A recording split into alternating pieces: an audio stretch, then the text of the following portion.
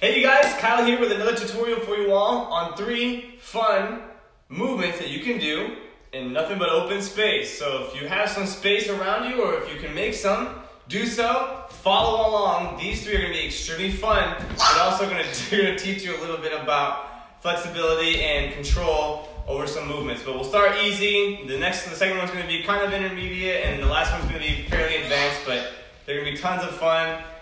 This is Emery, if you hadn't met her already. She's a goofball, as you can see. But we'll see how this goes. So, first one is going to start here. Actually, all 3 of them are going to start in this position. Now, if you can't get into this position, you can either start sitting down like so, and then getting one foot bent and pressing with that hand and keeping it not far out, but not too close. Just kind of like if you're just planting your arms straight on the ground with your hand flat. You're going to lean over towards that hand, press a little bit, and try and get your hips off the ground. Now, in this first one, what you're going to do is you're going to bring that hand that's up down to the ground, and then you're going to turn that foot sideways if you want to. If you want to be advanced, just kind of hold that foot up in the air. But what you're going to do there is lean down as close to the ground as you can get, bringing your cheek right next to the floor, and then pressing back up. And then you're going to switch sides. So when you switch sides, the leg that's straight is going to go bent in, and the leg that's bent is going to extend straight. And then I'm going to go 1, 2, and then I'm going to switch my sides. Now if you notice when I switched there, I started to sweep this leg over to that side. The reason why is because after I take my turn on one side, when I do my switches, I'll switch and go to the other side, and then as I do my presses and get more speed, I'll be able to switch a little bit smoother and make the transitions look a little bit more fun. And then eventually work on keeping that foot off the ground.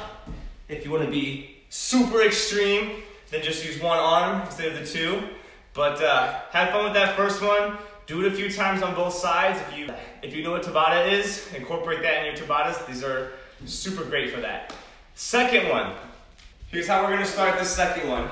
You're going to start here, hips up and off the ground again, planting that hand. All I'm going to do is kind of turn my foot from heel towards my toes as I bring this hand down towards the ground, and I'm going to keep the other leg that's coming off the ground, I'm going to keep it tucked underneath me as I turn to face the ground. I don't want it to be tucked up here behind me. Then, what I'm going to do with this foot is, since I was originally on that hand, on my right hand, and I went to bring my left hand down, I'm going to keep transitioning to my left and take my right hand up. And then this foot, the leg that was tucked underneath me, is going to extend straight. And then I'm in the exact same position on the other side. Then I'm going to go and do the same thing on this side. So from heel to toe, bringing my hands together, and then tucking that knee underneath me, reaching it through, and extending, and then I'm at the exact same starting point. So then I'll do it again. If you bring your feet too far out that way in the direction of where your feet are, you're going to be a little bit too open. So the way to recover for that is when you're coming around and you're bringing that foot through, bring it close to where that hand is.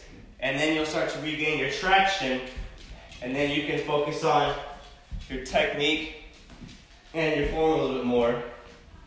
And then this is what's going to lead us into the third one. So the third one is going to involve a scorpion crawl-like position. So if you don't know what a scorpion crawl is, imagine trying to basically starting here and trying to get one foot to reach over towards your opposite shoulder. So you go down, lift that leg, and then reach that toe towards that shoulder, and then come back. So if you're not familiar with that one, maybe work on that a little bit.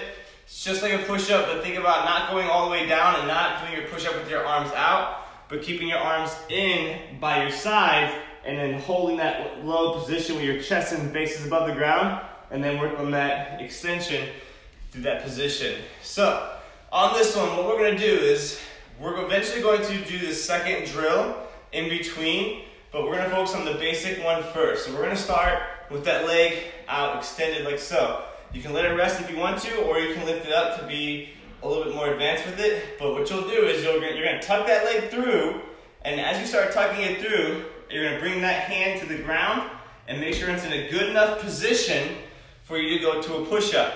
So what you're gonna do is bring that leg through, plant that hand, and depending on where your foot is, you don't want it too close to your body, and this is why hand and foot placement and all that awareness is really important. But getting that foot placement is crucial for whenever you go down, lift that leg up, and then reach, and then push back up, or as you come back, try to reach that foot all the way back through. This allows you to do your transition into your next one. So then you'll use that second drill, heel to toe, hands together, tucking in the under, reaching it through, and then you'll go back. So tuck that leg that's extended underneath, hands down, push up, and I'm trying to lean towards my opposite shoulder towards the ground, so I'm lifting that foot up and reaching towards the opposite shoulder.